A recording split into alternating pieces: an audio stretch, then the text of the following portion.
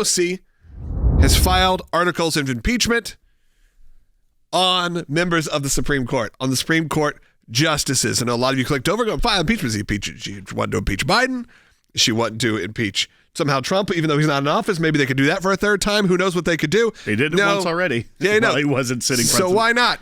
No, of course, this is to impeach two, I believe, right? Supreme Court justices. Why don't you give us a little update there, Will? That's right. So the articles of impeachment she has filed are against, surprise, surprise, Justice Clarence Thomas and Justice Samuel Alito. Yes. The first impeachment resolution for Justice Thomas is on 3 counts. 1, failure to disclose financial income, gifts, reimbursements, property interests, etc. Count 2, refusal to recuse from matters concerning his spouse's legal interest in cases before the court. And count 3, refusal to recuse from matters involving his spouse's financial interest in cases before the court. Yeah, apparently you're not allowed to have a wife who has her own mind. Right. If you're a liberal Democrat, I love that. I love when they always throw that in there about the spouses of these justices for both of them, which is just like, okay, so the spouses give up their freedom of speech? You know, how 1950s of you. Right. Well, then there's only 2 counts against Justice Alito, and that's 1, refusal to recuse from cases in which he had a personal bias or prejudice concerning a party in cases before the court, and 2, another failure to disclose financial income, gifts, reimbursements, etc. Let's hear from AOC specifically. Let's hear this bite. And then, Harry, I want to get your feedback of this and give people an understanding of really what the next steps are for this, or is this just a political show? But let's hear from AOC. Corruption without consequence infects all it touches.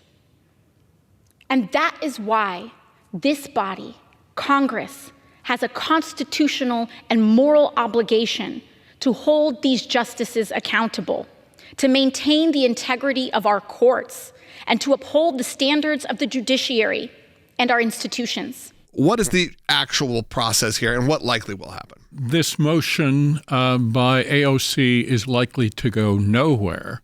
Number 2, what will likely happen is either Congress will fail to take it up, or Congress will simply table AOC's motion.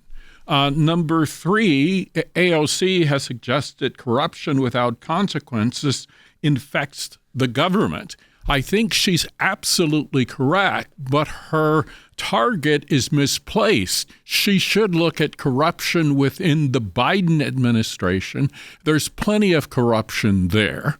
And 4th, I think AOC is largely motivated by the Supreme Court's immunity decision last week involving Donald Trump.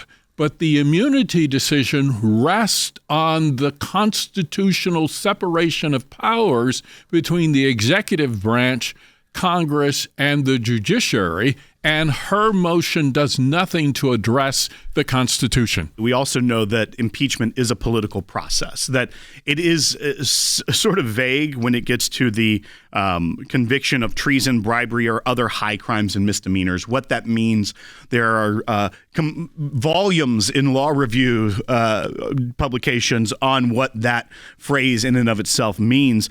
But the one concern that I have here is that while this isn't likely to go anywhere right now because the Republicans hold the majority, it's a signal of what the tactics the left will take to try to debase the Supreme Court, to try to remake the Supreme Court in their image, or to try to pack the Supreme Court with justices that they see favorable to them.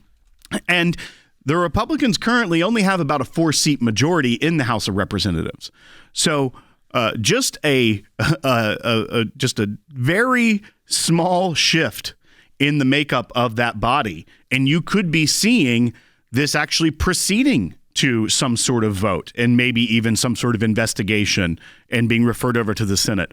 We're not that far away as far as the makeup of the parties from that happening. You are pointing to something that is deadly to democracy in the long run, and that is the willingness of Democrats to politicize virtually anything. So keep in mind that among the charges that AOC has brought against Alito and Thomas has to do with the work of Alito and Thomas's wives as independent citizens. In other words, they are not entitled to have a particular opinion, and I think, as Logan correctly points out earlier, they are not allowed to exercise their free speech rights.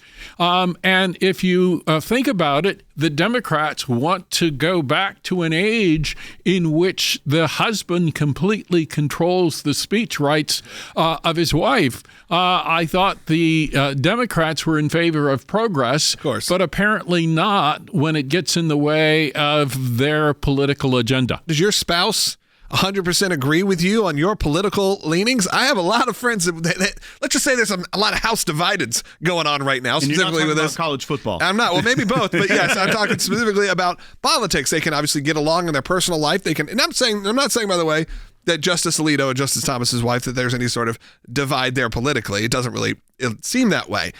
But this idea that you are now responsible for your spouse's political point of view is really un-American. Right. And the fact that you could now say, oh, they have to recuse themselves because their wives, they went rogue. Their wives hung a flag up. Their wives made a statement, had dinner with somebody. It really is absurd. It really is disappointing when it comes to Democrats, because you're right. If you want, it's all just a show. And it's this pretend progress. It's this pretend tolerance. And I hate that, because if you at least are going to be progressive, at least actually live up to the ideals you claim. Don't just start throwing things around because you don't like someone's political view. And that's all this is. They don't like that they're on the court. I mean, Justice Thomas has been on the court now, close to 40 years? I mean, it's got to be at this point, the late 80s, early 90s, something around there.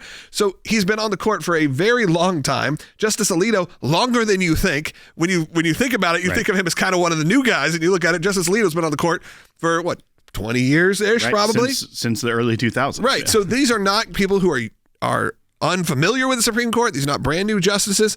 But when this happens, we do need to keep our eyes open, because you're right. Political parties shift. Things happen very rarely.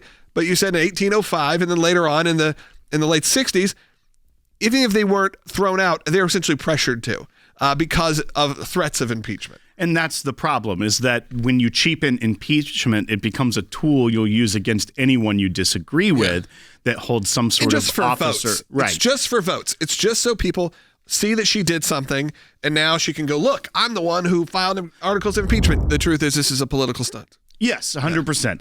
And as we've talked about, high crimes and misdemeanors are a very fungible term that you can mold into the image that you want it to, because it's a political process. And so therefore, you're probably correct. But also at the same time, it also doesn't matter. You can file impeachment, and if it was completely baseless and everyone in the House and everyone in the Senate jumped on board, they would still be impeached and removed from office. There's not really a recourse there.